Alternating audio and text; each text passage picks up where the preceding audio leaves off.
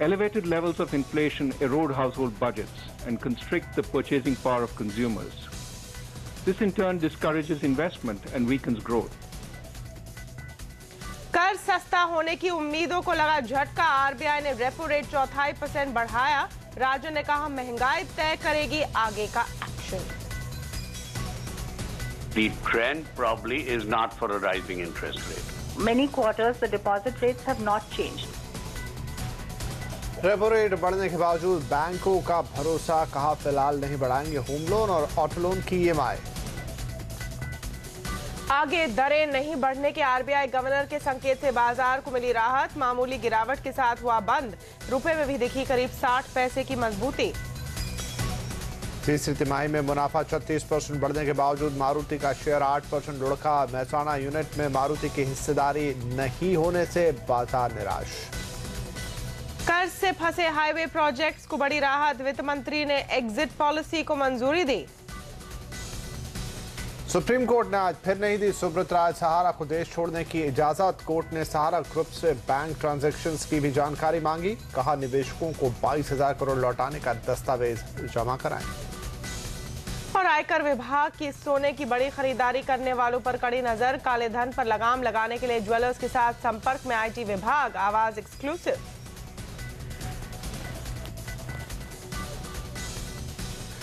नमस्कार, यह है आवाज एट 9 और आपके साथ मैं हूं विपिन भट्ट। मैं हूं तमन्ना इनामदार दत्ता। आगे बढ़ने से पहले कुछ दूसरी बड़ी खबरों पर डालते हैं एक नजर। भारतीय एयरटेल के मैनेजमेंट में बड़े बदलाव। गवर्नेंस बोर्ड का गठन किया गया। अखिल गुप्ता और मनोज कोहली को मिली बड़ी जिम्मेदारी। गुजरात दंगों पर मोदी के रोल पर राहुल गांधी के बयान के बाद सियासत तेज। अब बीजेपी ने लगाया देश को गुमराह करने का आरोप। समलैंगिक संबंधों को अपराध नहीं मानने की केंद्र की पूर्ण विचार याचिका खारिज। सुप्रीम कोर्ट का आदेश की समीक्षा से इनकार। मर्सिडीज के लिए आज है ऐतिहासिक दिन। कंपनी ने भारत में बनी 50,000 कारें बेची।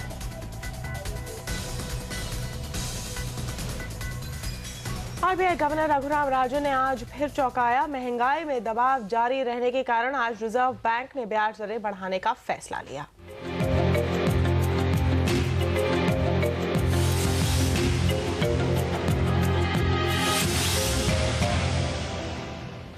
Reserve bank governor Raghuram Rajan ने तमाम उम्मीदों को झूठा साबित करते हुए रेपो रेट में 0.25% की बढ़ोतरी कर दी।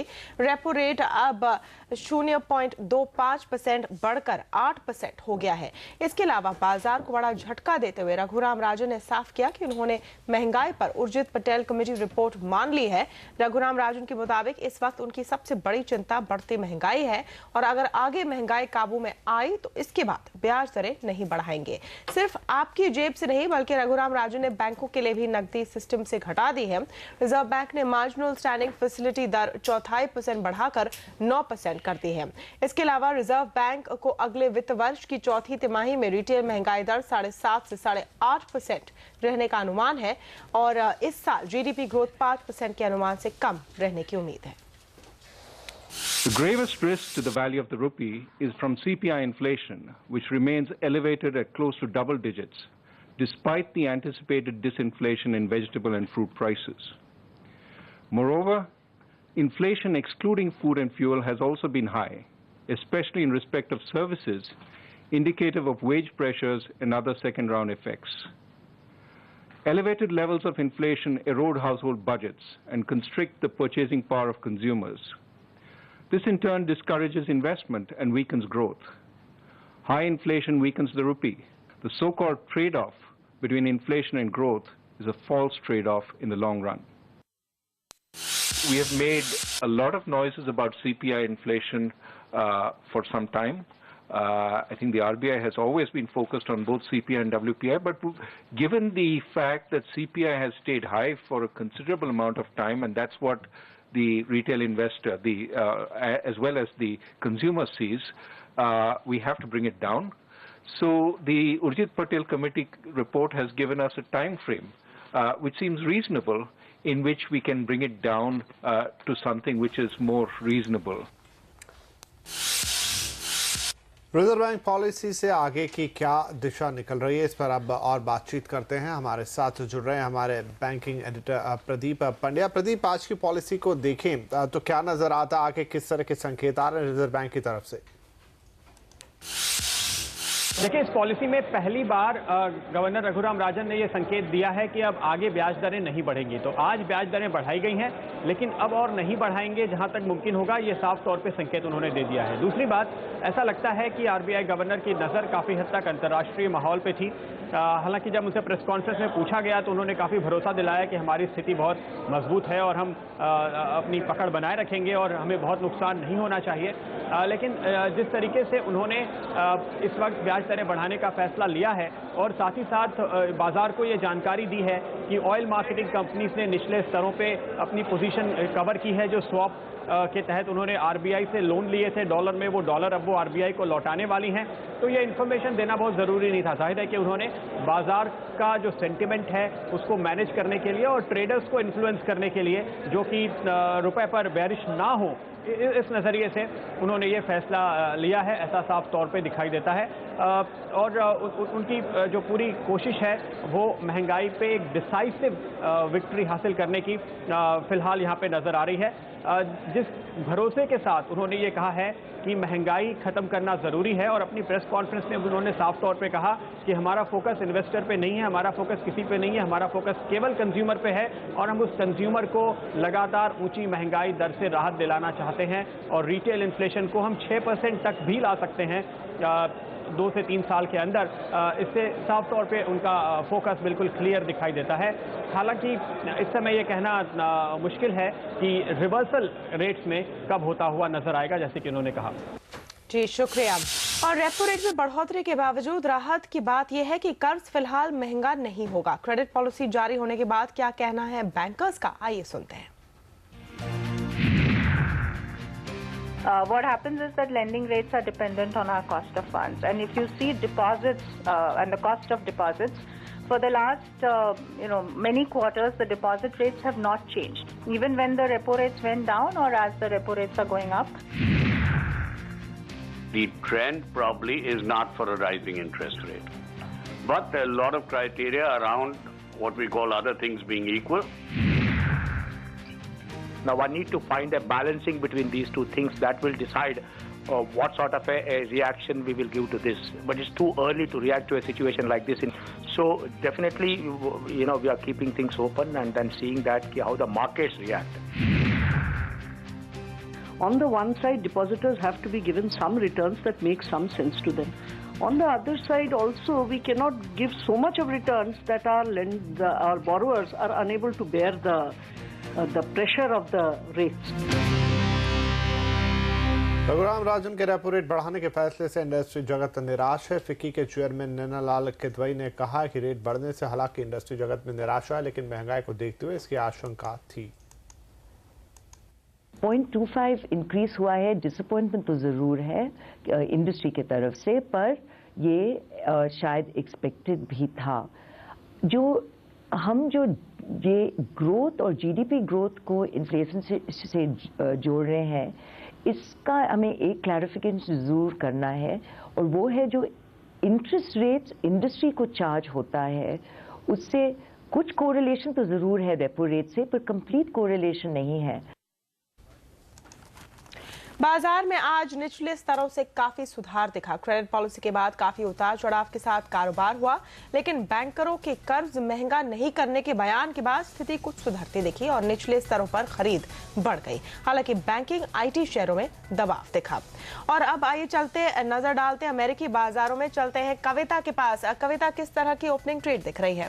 तमन्ना, जहां तक अंतर्राष्ट्रीय बाजारों की बात है, खासतौर से यूएस के बाजार की बात है, तो वहां पे अच्छी खासी ओपनिंग सेशन हमने आज देखा, और उसके पीछे वजह बस यही है कि कंज्यूमर कॉन्फिडेंस इंडेक्स के आंकड़े जो हैं आज वहां पे जारी हुए हैं। आपको बता दें, पिछले महीने के 78.6 के मुकाबले 80.7 पर यह आंकड़ा आया है, जिसकी वजह से हम देख सकते हैं शानदार ओपनिंग सेशन यहाँ पे अंतर्राष्ट्रीय बाजार में हमें देखने को मिली है। डाउ जोन्स यहाँ पे आधे % ऊपर है, नैस्डैक में हम देख सकते हैं 1% की तेजी है, वही S&P 500 में हम देख सकते हैं आधे % की तेजी के साथ कारोबार हो रहा है। एक और पॉइंट जो हाईलाइट करनी बहुत जरूरी है वो है FOMC की 2 दिन की बैठक आज से यहाँ पे शुरू हो जाएगी। आपको बता दें बेन बनानके की अध्यक्षता के अंदर ये बैठक ये उनकी आखिरी बैठक है और जानकारों का मानना है कि $10 बिलियन तक की टेपरिंग का ऐलान इस बैठक के अंत में हो सकता है। तो ये तो बात हुई इक्विटी मार्केट्स की बात, लेकिन इक्विटी में देखते हैं किस तरह कारोबार हो रहा है। खासतौर से सोने में हम देख सकते हैं यहाँ पे गिरावट है, %0.5% की कमजोरी के साथ 1249 के लेवल यानी 1250 के अहम लेवल से अब नीचे सोना जा चुका है। वही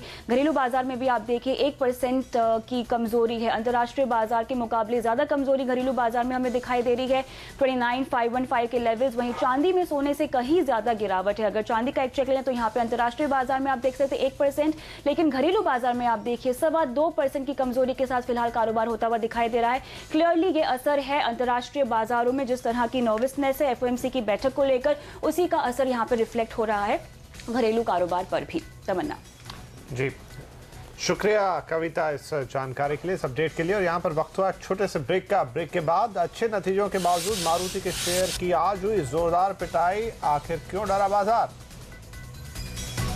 और पुराने नोट के बदले सोना और प्रॉपर्टी खरीदने वालों पर है IT विभाग की नजर। दोनों खबरें देखिए इस ब्रेक के बाद।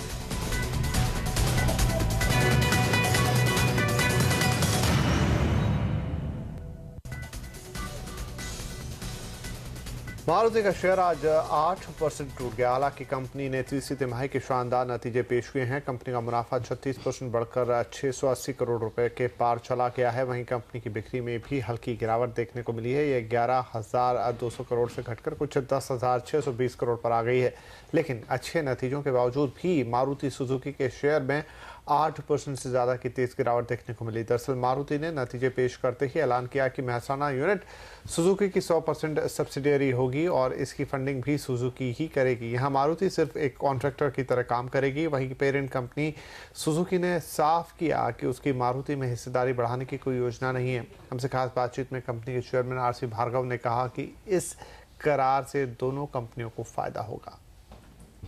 ये जानना चाहेंगे कि आखिर इस फैसले की वजह क्या रही और क्यों मारुति ने जमीन अधिग्रहण किया था गुजरात में, लेकिन अब वहाँ पर मैन्युफैक्चरिंग सुजुकी खुद करेगी। देखिए, जो फैसले लिए हैं हमने वो इस बुनियाद पे लिए हैं कि उस फैसलों के जरिए से मारुति को और सुजुकी को दोनों को लाभ होगा।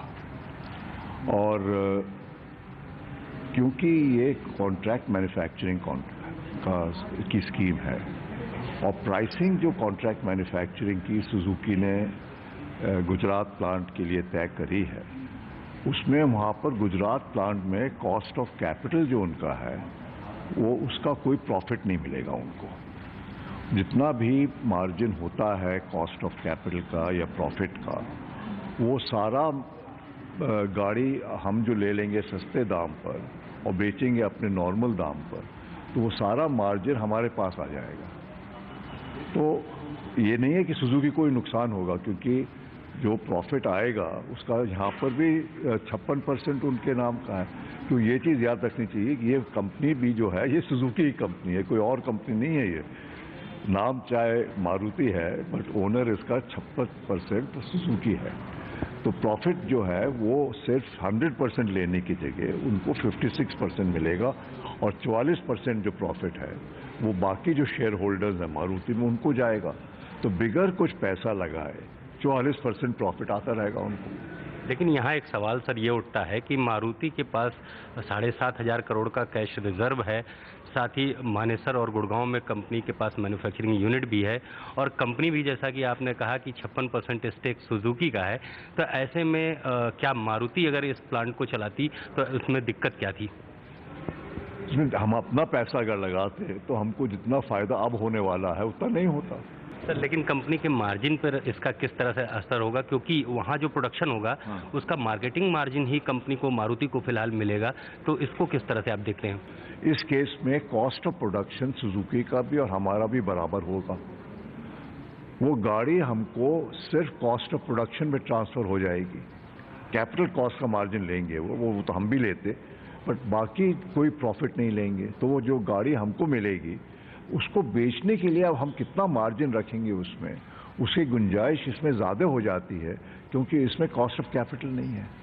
सर, इसमें जो जमीन अधिग्रहण गुजरात में हुआ है उसमें मारुति ने जो निवेश किया है उसके लिए सर क्या इंतजाम होगा और किस तरह से आप देख रहे हैं? जमीन हमारी रहेगी, जमीन हम सुजुकी को बेच नहीं रहे हैं, जमीन हम उनको लीज पे देंगे, किराया तय करेंगे एट आर्म्स लेंथ और सुजुकी उसका किराया देती रहेगी हमको बस। कर्ज में दबे हाईवे प्रोजेक्ट्स को वित्त मंत्रालय से बड़ी राहत मिली है। सरकार ने हाईवे प्रोजेक्ट्स के लिए एग्जिट पॉलिसी मंजूर कर ली है। हमने आपको बहुत पहले ही सरकार की इस योजना के बारे में जानकारी दी थी। हमारे संवाददाता अतुल मिश्रा हमारे साथ अब जुड़ रहे हैं डिटेल्स के लिए। अतुल, एग्जिट पॉलिसी की क्या डिटेल है और इससे कैसे हाईवे प्रोजेक्ट्स वाली कंपनियों को फायदा मिलेगा? जी, हाईवे प्रोजेक्ट से जुड़ी कंपनियों को एग्जिट पॉलिसी को मंजूरी मिलने का इंतजार था और वित्त मंत्री ने एग्जिट पॉलिसी को मंजूरी दे दी है। जाहिर सी बात है उनके लिए एक बड़ी राहत की बात है, क्योंकि लगभग जितने भी हाईवे डेवलपर्स हैं उनमें से ज़्यादातर जो है इस समय वित्तीय दिक्कतों से गुजर रहे हैं, उन्हें पैसा जुटाना मुश्किल पड़ रहा है।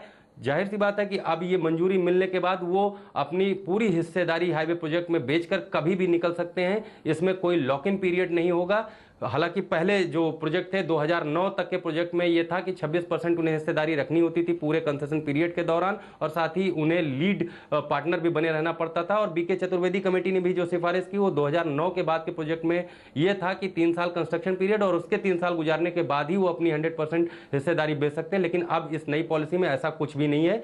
साथ ही इसमें टैक्स हॉलिडे भी इन कंपनियों को मिलेगा, क्योंकि नए खरीदार को नई एसपीवी बनाने की जरूरत नहीं होगी किसी प्रोजेक्ट के लिए। और साथ ही ये दोनों प्रोजेक्ट पे लागू होगा जिनमें कंस्ट्रक्शन चल रहा है या कंस्ट्रक्शन पूरा हो चुका है। तो जाहिर सी बात है ये काफी फायदेमंद है। हालांकि कुछ शर्तें भी हैं, मसलन फाइनेंशियल क्लोजर किसी प्रोजेक्ट का पूरा होना चाहिए हिस्सेदारी बेचने के लिए। साथ ही डेवलपर को अपने बैंक, फाइनेंसर से और NHAI से स्टेक बेचने के लिए मंजूरी भी लेनी होगी। लेकिन इसके बावजूद, क्योंकि कई सारी कंपनियां कंसेशन पीरियड 25 से 30 साल का लंबा होता है और वो निकलना चाहती हैं अपने प्रोजेक्ट से, वो इतने समय तक नहीं रहना चाहती प्रोजेक्ट में, वो चाहती हैं कि दूसरे प्रोजेक्ट में पैसा लगाएं, तो उनके लिए एक बड़ी राहत की बात है। जी शुक्रिया। आखिरकार देश के सबसे बड़े बैंक SBI का QIP बाजार में लॉन्च हो गया है। SBI की इस QIP के जरिए 11,500 करोड़ रुपए जुटाने की योजना है। सूत्रों के मुताबिक इसका प्राइस बैंड 1565 से 1596 प्रति शेयर के हिसाब से तय हुआ है। माना जा रहा है कि LIC SBI के QIP में बड़ा हिस्सा निवेश कर सकती है। वहीं सरकार की प्रेफरेंशियल अलॉटमेंट के जरिए 2000 करोड़ रुपए लगाने की योजना है। ये इशू कल तक के लिए ही खुला है। भारती के मैनेजमेंट में बड़े बदलाव हुए हैं। भारती एंटरप्राइजेस ने एक गवर्नेंस बोर्ड का गठन किया है। इस बोर्ड में राजन मित्तल भी शामिल होंगे। इसके अलावा अखिल गुप्ता और मनोज कोहली को भी बड़ी जिम्मेदारी दी गई है। अखिल गुप्ता भारती इंफ्राटेल के चेयरमैन और भारती एंटरप्राइजेस के वाइस चेयरमैन होंगे, जबकि मनोज कोहली को भारती एंटरप्राइजेस के MD बनाया गया है। गोपाल विट्ठल इंडिया और दक्षिण एशिया ऑपरेशन के हेड होंगे, जबकि DS रावत भारती इंफ्राटेल के MD और CEO नियुक्त किए गए हैं। और सुब्रत राय पर सुप्रीम कोर्ट की सख्ती जारी, नहीं जा सकते देश छोड़कर। और क्या कहा सुप्रीम कोर्ट ने, बताएंगे आपको आगे। और पुराने नोट के बदले सोना और प्रॉपर्टी खरीदने वालों पर है IT विभाग की नजर। दोनों खबरें देखिए इस ब्रेक के बाद।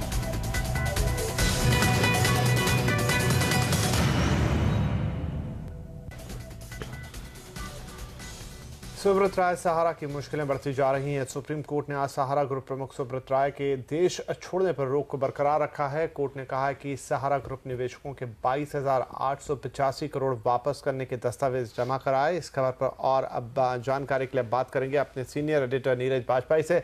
नीरज, कितना बड़ा झटका है ये सुब्रत राय के लिए कि एक बार फिर उन्हें देश के बाहर जाने से रोक दिया गया है?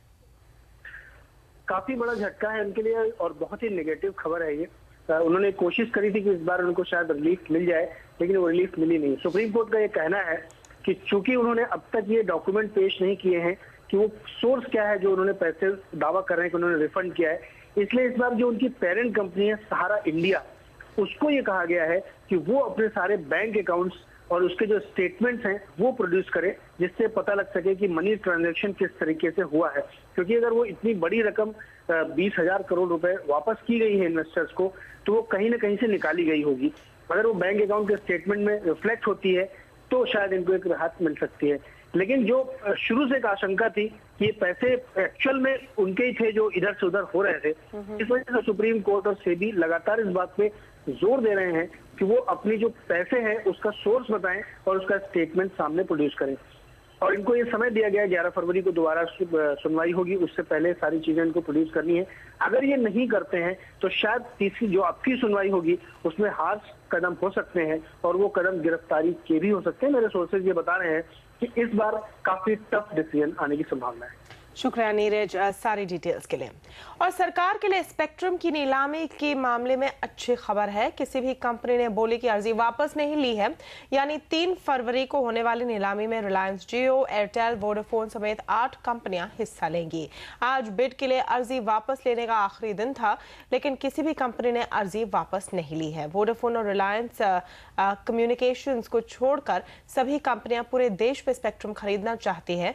वोडाफोन के साथ आरकॉम 8 सर्कल में बिड नहीं करेगी।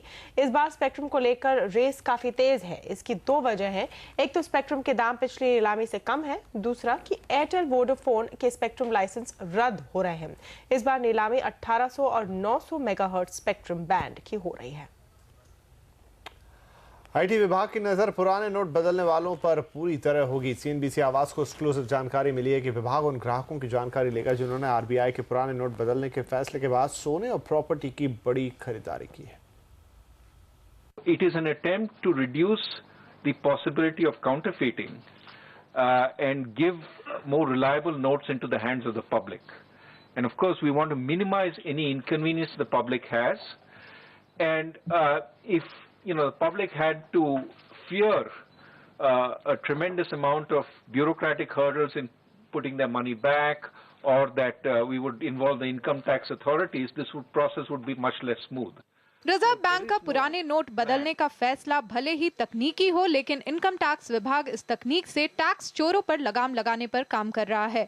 सीएनबीसी आवाज को मिली एक्सक्लूसिव जानकारी के मुताबिक आईटी विभाग उन सभी ग्राहकों की जानकारी बैंकों से लेगा जो आरबीआई के फैसले के तहत बड़े रकम के नोट को बदलेंगे। टैक्स चोरों पर शिकंजा कसने के लिए विभाग सिर्फ बैंकों तक ही सीमित नहीं रहेगा, बल्कि ज्वेलर से भी सोने की बल्क खरीदारी करने वाले ग्राहकों की जानकारी ली जाएगी। साथ ही ऐसे खरीद की रसीद भी ज्वेलर्स को दिखानी होगी। इनकम टैक्स विभाग के सूत्रों के मुताबिक आरबीआई के पुराने नोट को बदलने के फैसले के बाद सोने और प्रॉपर्टी की कैश में खरीद बढ़ सकती है, क्योंकि टैक्स चोरी करने वाले बैंक जाकर पुराने नोट को बदलने से बचेंगे। आशंका यहां विभाग की और भी ज्यादा बढ़ गई है, क्योंकि आरबीआई के इस फैसले के बाद सोने की खरीदारी में 10 से 15% की बढ़त देखी गई है। दरअसल आरबीआई ने कुछ दिनों पहले ही 2005 के पहले के करेंसी नोट बंद किए हैं और जिनके पास 2005 से पुराने नोट हैं, उनको 1 अप्रैल से 30 जून के बीच पुराने नोट बदलने होंगे। श्रीमी चौधरी, मुंबई। यहाँ पर लेंगे एक ब्रेक। आगे 2002 दंगों पर राहुल के बयान पर अब सियासत शुरू हो गई है। और सुप्रीम कोर्ट ने समलैंगिकता पर केंद्र को कैसे दिए झटका, इस खबर पे भी आएंगे इस ब्रेक के बाद।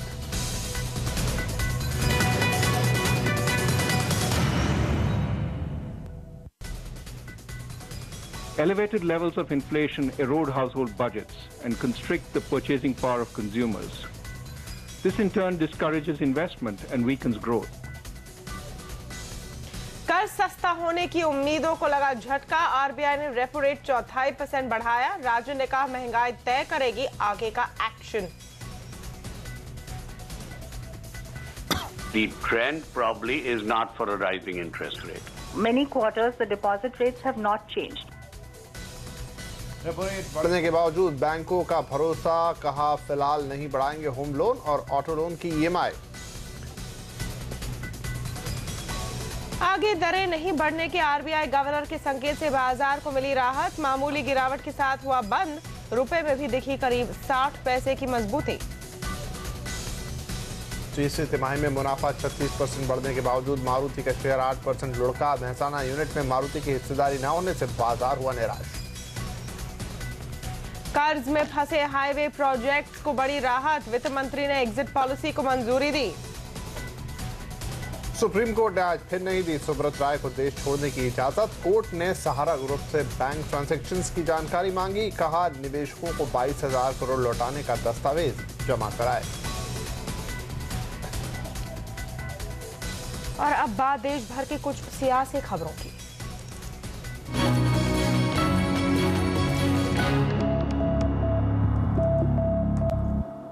कांग्रेस उपाध्यक्ष राहुल गांधी ने बीजेपी के पीएम पद के उम्मीदवार और गुजरात के मुख्यमंत्री नरेंद्र मोदी पर सीधा हमला किया है। न्यूज चैनल टाइम्स नाउ को दिए इंटरव्यू में राहुल ने कहा कि गुजरात में 2002 में जब दंगे हुए तब नरेंद्र मोदी राज्य के मुख्यमंत्री थे। कहीं न कहीं गुजरात सरकार भी दंगों में शामिल थी। राहुल ने इस इंटरव्यू में यह भी कहा कि 1984 में सिखों के खिलाफ दिल्ली में हुए दंगों को केंद्र सरकार ने रोकने की कोशिश की थी। इंदिरा गांधी की हत्या के बाद जब देश भर में सिखों के खिलाफ दंगे भड़के थे तो उस वक्त राहुल के पिता राजीव गांधी प्रधानमंत्री थे। गुजरात दंगों को लेकर मोदी पर राहुल के बयान को बीजेपी और अकाली दल ने पूरी तरह से खारिज कर दिया है।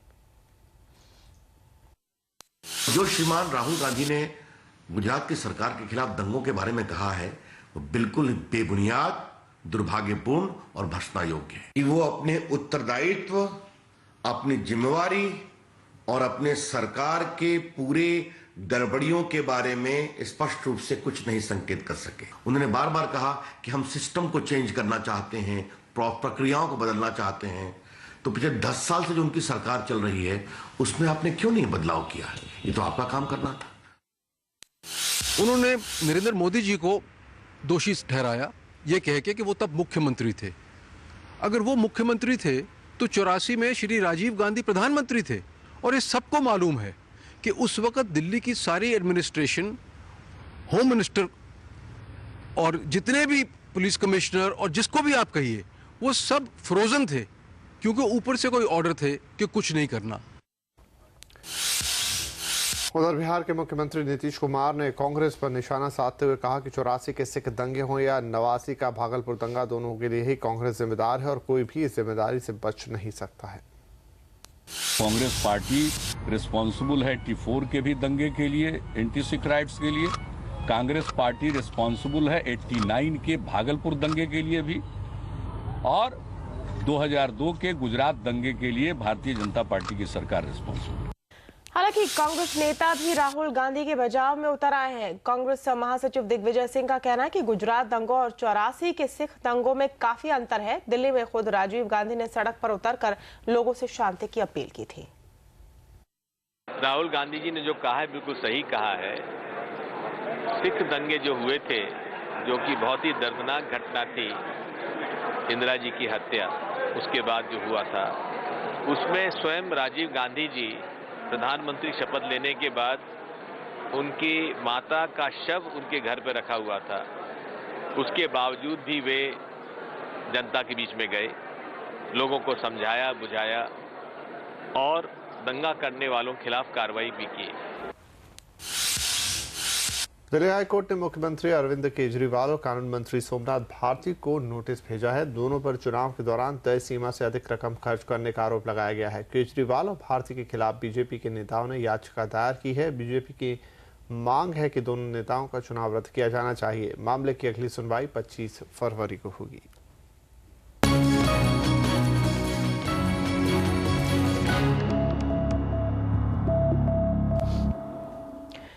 समलैंगिक कानून पर सुप्रीम कोर्ट ने केंद्र को जोरदार झटका दिया है। सुप्रीम कोर्ट ने फिर दोहराया कि देश में समलैंगिकता अपराध ही रहेगा।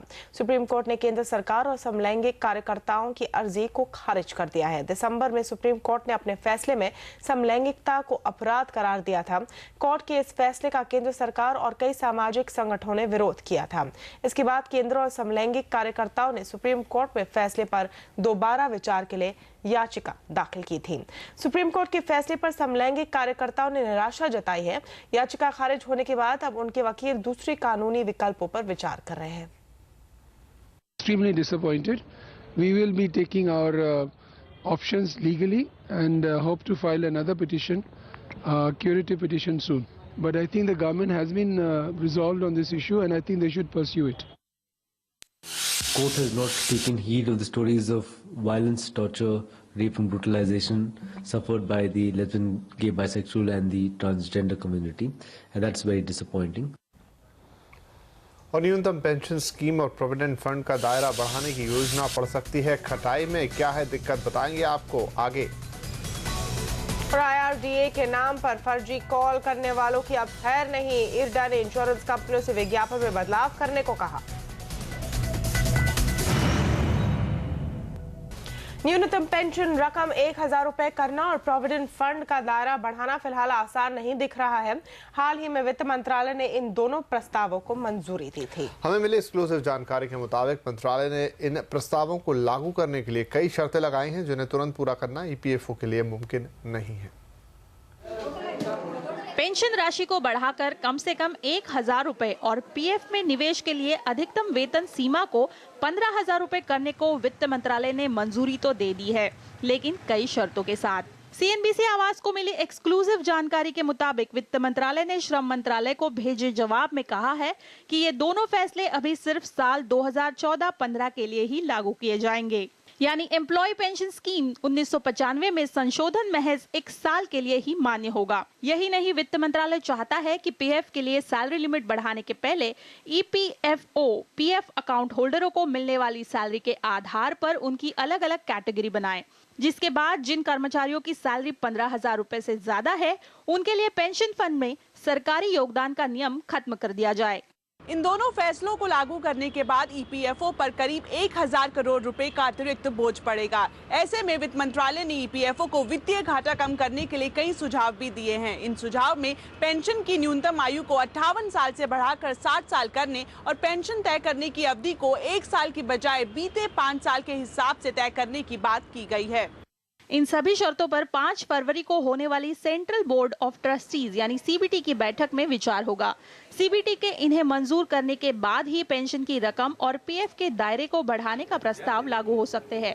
लेकिन जानकारों के मुताबिक CBT की बैठक में वित्त मंत्रालय की तमाम शर्तों को मंजूरी मिल पाना आसान नहीं है। दीपाली नंदा, दिल्ली। अगर आप इंश्योरेंस रेगुलेटर यानी IRDA की तरफ से फर्जी कॉल से परेशान हो गए तो आपके लिए अच्छी खबर है। IRDA ने इंश्योरेंस कंपनियों को इस बारे में निर्देश जारी किया है। इसके अलावा बीमा कंपनियों को भी विज्ञापनों में कई तरह के बदलाव करने का निर्देश दिया है। पूरी डिटेल देने के लिए हमारे साथ जुड़ रहे हैं वीरेंद्र व्यास। वीरेंद्र, क्या हिदायत दी है IRDA ने कंपनियों को? जी देखिए, IRDA ने इंश्योरेंस कंपनियों को ये निर्देश दिया है कि वो अपने विज्ञापनों में बदलाव करें। पिछले कुछ दिनों से IRDA के नाम पर बहुत सारे लोगों को फर्जी कॉल किए जा रहे थे, जिसमें उनसे उनकी पॉलिसी सरेंडर करवा दी जाती थी या उन्हें नई पॉलिसी भेज दी जाती थी। इसकी बहुत सारी शिकायतें IRDA को मिल रही थी। इसीलिए IRDA ने ये कदम उठाया है। IRDA ने सभी लाइफ इंश्योरेंस कंपनियों को कहा है कि वो जो अपने टीवी के विज्ञापन करते हैं उसमें वहाँ पर ग्राहकों को ये बताएं कि IRDA किसी तरह की इंश्योरेंस पॉलिसी नहीं बेचता, न ही किसी तरह का बोनस देता है। और अगर किसी के पास IRDA के नाम पर फ़ोन आता है या उसके साथ इस तरह की ठगी होती है तो उसे तुरंत जाकर पुलिस में शिकायत करनी चाहिए। साथ ही IRDA ने यह भी कहा है कि जो कंपनियां प्रिंट में या उनके जो भी प्रोडक्ट के पैम्पलेट छापती हैं वहाँ पर भी वो एक बॉक्स में IRDA की ये जो सलाह है उसे छापे। IRDA के नाम पे ये पिछले काफ़ी समय से इस तरह की शिकायतें बढ़ रही थी और IRDA का जो इंटीग्रेटेड ग्रीवेंस मैकेनिज्म है वहाँ पर उन्हें इस तरह की बहुत सारी शिकायतें मिल रही थी, जिसके बाद ही IRDA ने ये कदम उठाया है। जी शुक्रिया वीरेंद्र इस जानकारी के लिए। और इस खबर पर अब और बातचीत करने के लिए हमारे साथ जुड़ रहे हैं एग्गॉन रेडीकेयर के chief marketing officer Yatish Srivastava.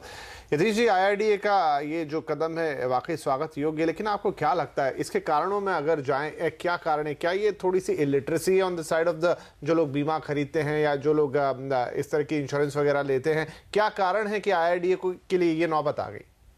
ये देखिए कि काफी टाइम से ये जो IRDA की तरफ से ये स्पूरियस कॉल जाते हैं, जिसको हम कहते हैं स्पूरियस कॉल, और ये कॉलें जो थी वो इनका स्तर बढ़ता ही जा रहा था और इनमें कभी कभी बिल्कुल फॉल्स प्रॉमिस करके कि आपकी ये पॉलिसी से मैं आपको बोनस दिलवा दूंगा, ये आपका इतना पैसा बना हुआ है, आप अपनी पॉलिसी सरेंडर कर दीजिए और मेरे को इतने 1000 रुपए का चेक दे दीजिए तो आपको इतने लाख रुपए मिल जाएंगे। तो ये काफी टाइम से ये चल रहा है और सारी इंश्योरेंस कंपनीज भी इससे बिल्कुल परेशान है, क्योंकि हमारी जो ब्रांड रेपुटेशन है इससे बहुत बुरी तरह से इम्पैक्ट हो जाती है। तो इस कारण से आई थिंक जो IRDA ने स्टेप लिया है ये एक अच्छा स्टेप है, और ये आई थिंक पूरे इंश्योरेंस फ्रेटर्निटी को एक साथ एकजुट होकर इस टाइप के मेनेस को लड़ना है, क्योंकि ये ब्लेटेंट मिस सेलिंग है जिसको कहते हैं। मतलब ये बिल्कुल फर्जी कॉल है, इसमें कोई देयर इज ना सर है ना पार है इस कॉल का, और जो लोग इसमें निवेश करते हैं या अपना चेक देते हैं ये अपने पूरे पैसे खो देते हैं, और ये मतलब हार्ड अर्न मनी है जिसको हम इंश्योरेंस में ब्लड मनी कहते हैं। यतीश जी, लेकिन क्या कुछ जानकारी मिल पा रही है कि कौन लोग हैं जो ये फर्जी कॉल कर रहे हैं, और इसमें खुद इंश्योरेंस कंपनियों की तरफ से क्या कोई मिस सेलिंग का एलिमेंट है? क्या कोई कार्रवाई चल रही है इस हिदायत के साथ साथ कि ऐसे लोग पकड़े जाए? तो जब भी हमारी कंपनी को इस बात का पता लगता है तो हम इस पे पुलिस कंप्लेंट करते हैं, हम इन जैसी जगहों को रेड करते हैं, और इन पे हम ये सब कार्रवाई करते हैं कि ये बंद हो जाए।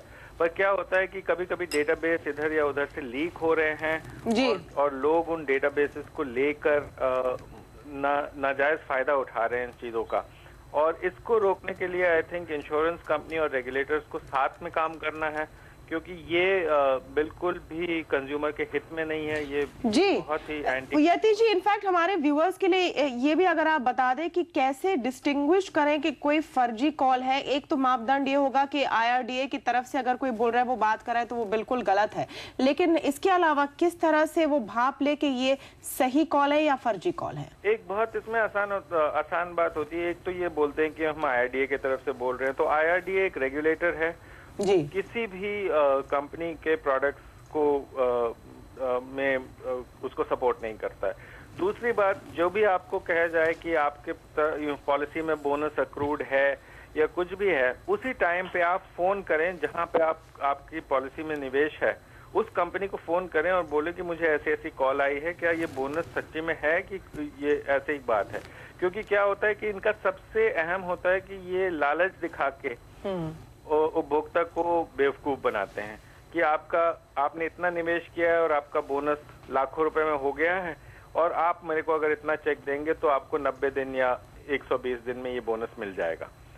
वो बिल्कुल आपको क्रॉस वेरीफाई करना है, क्योंकि ज्यादातर अगर इंश्योरेंस प्रोडक्ट्स हम देखें इनमें इस टाइप के बोनस कहीं नहीं होते हैं। तो ये बिल्कुल शोर शॉर्ट आपके लिए वो पॉइंटर है कि ये कॉल स्पूरियस है, और इसके जल्द से जल्द इस पे आप एक्शन लें। जी यतीश जी, आखिरी सवाल आपसे कि चलिए तमाम सावधानी बरती जाए और अब काफी विज्ञापन भी आएंगे, लेकिन फिर भी अगर किसी के साथ ऐसा हो जाए या जिन लोगों के साथ हो चुका है तो वो अपनी सुनवाई कहाँ करा सकते हैं? क्या कोई चांस है कि उनका जो नुकसान हुआ उसकी भरपाई हो पाए?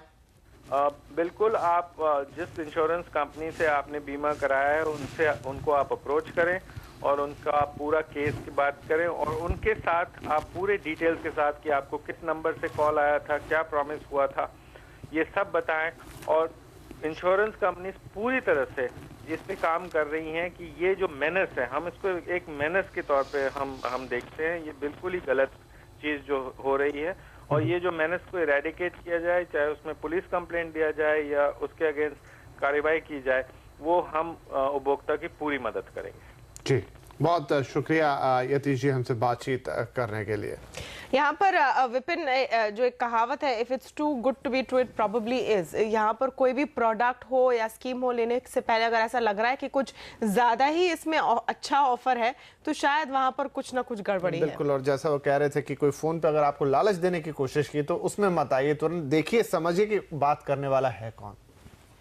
चलिए यहाँ पर वक्त हो गया एक छोटे से ब्रेक का। ब्रेक के बाद अहमदाबाद के प्रॉपर्टी बाजार में बड़े दिनों बाद दिखी है कोई हलचल। क्यों खुश हैं बिल्डर्स, बताएंगे आपको आगे। समर सीरीज के लिए आज क्यों है ऐतिहासिक दिन, ये भी देखिए एक छोटे से ब्रेक के बाद।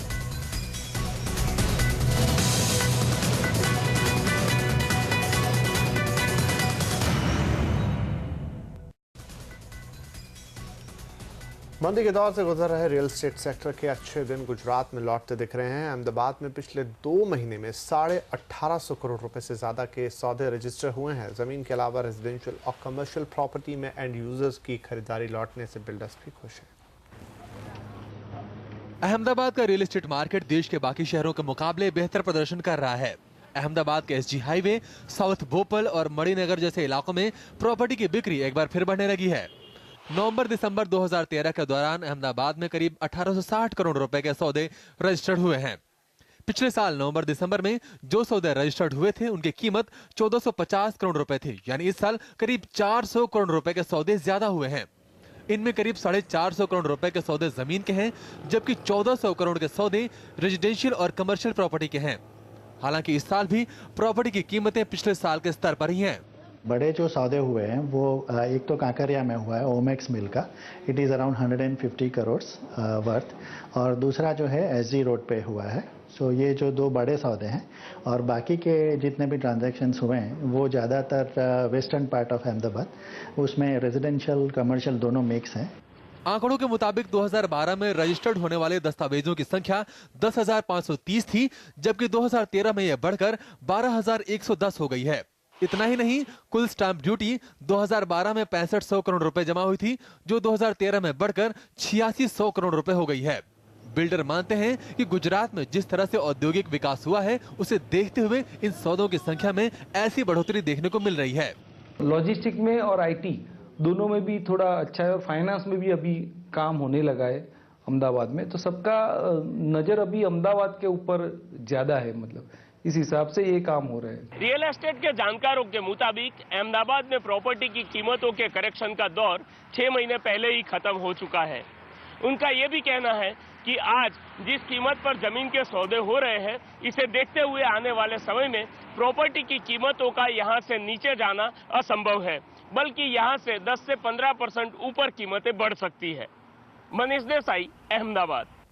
मर्सिडीज के लिए भारत में आज का दिन बहुत खास है। कंपनी ने अपने चाकन प्लांट में 50,000वीं कार बनाई है। किसी भी लग्जरी कार ब्रांड के लिए यह आंकड़ा बहुत बड़ा है। इस मौके पर मर्सिडीज ने सी क्लास का एडिशन वर्जन भी लॉन्च किया है। इसमें पेट्रोल के साथ डीजल वेरिएंट के भी ऑप्शंस है। ग्रैंड एडिशन वाली सी क्लास स्पोर्ट्स कार की फील कराती है, क्योंकि कंपनी ने इसे AMG बॉडी फिट से लेस किया है, और इस कार की कीमत 37 लाख से करीब 39 लाख के बीच है। फिलहाल मर्सिडीज के 13 मॉडल देश में बिकते हैं। मर्सिडीज के चाकन प्लांट की सालाना प्रोडक्शन क्षमता 10,000 यूनिट्स है, और आने वाले कुछ दिनों में कंपनी इसे बढ़ाकर दुगना करने वाली है।